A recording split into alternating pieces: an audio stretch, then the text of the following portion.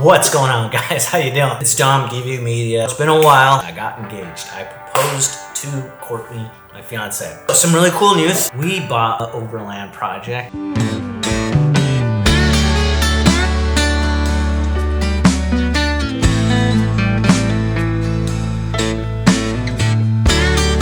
A 2004 Toyota Tundra, first gen, 4-wheel drive, limited edition, so I'm excited to showcase it. Now, why did I choose the first gen Tundra over all the other Toyotas that are available? My neighbor was selling one, and I owned a first gen before. It was only a 2-wheel drive, so when the catalytic converter got stolen, I sold it, and I got double the money that what I bought it for and invested in it. You know, later on, we find out that our neighbor's selling one. It's a 4-wheel drive, it's black, it's clean title, less than 200,000 miles. Got it for $8,500, so I pulled the trigger with my fiance and we decided to start working on this project. It needed a lot of work. In a way, not on the exterior though. Some of the things that we did was right off the bat, something that may come out to you is that it's running T37 Ultra Spec, progressive 2 wheels, 18x9 with a 0 offset. Now I am running 33s on him, so it's a 285, 65, 18, and they're Toyo Open Country all-terrain tires. Amazing, but they're a little loud, so I probably might go back to Wild Peaks in the future. I definitely want to go 35s, but later. Now, something else that we did was we overhauled the suspension completely. It is running Camburg upper control arms. I love them, absolutely worth every penny. I don't know if I would have done the Freedom Off-Road ones, and Total Chaos was I think like $200 or $300 more, and it's the same thing as the Camburgs, honestly. Ugh. Something else that we did in suspension-wise is we ran the 6112s and the 5160s in the rear.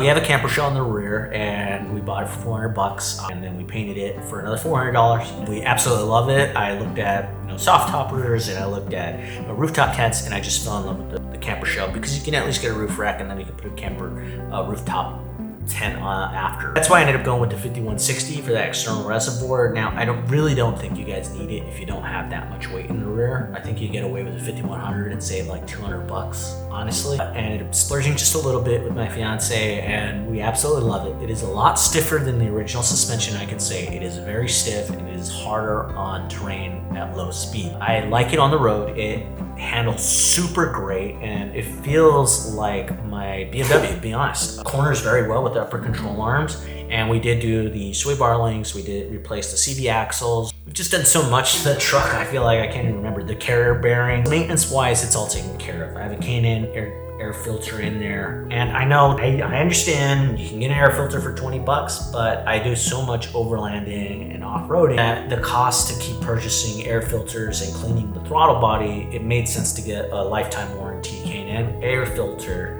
for less money over a long extended period of time, because I have to clean it and then clean the throttle body, and then I'm done. So it is a limited, which means that it does come with leather, and it has a DVD system and heated seats. That the generation of Tacoma that came out in 2004 didn't have those things compared to the 2nd gen or the 3rd gen. I know they have a lot more tech and all that good stuff. I just like how clean and easy it is to repair the 1st gen Tundra. It's super easy. They're built in Indiana compared to the 2005 and 2006, which were built in Texas, and that's really different because the 2004 one is less prone to rust. They're over-engineered. I mean, they're known to go a million miles. They're slightly different than the 05 and 06, even with the front end. The lights in the 04 don't fit on the 05 and 06, and vice versa. So if you are going to do an 05, 06 one, you actually have to do some mods to the radiator support. So it's just funny how like there's subtle differences between the 05 and 06, making the 04 really a black sheep.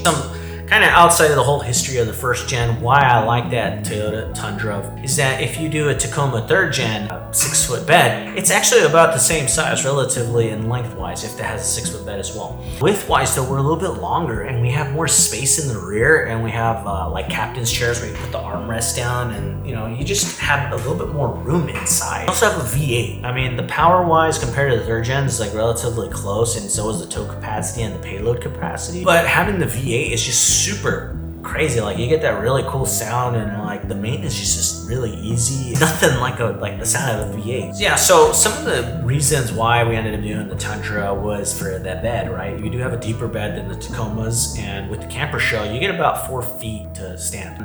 With the carpet lining and the Amazon night lights that are LED and interchangeable, and also we put this like Amazon marine outlet that tells you like the voltage. It tells you it's also a power outlet. It's also USB at 2.0 and 3.0. It just makes life a little bit easier in there.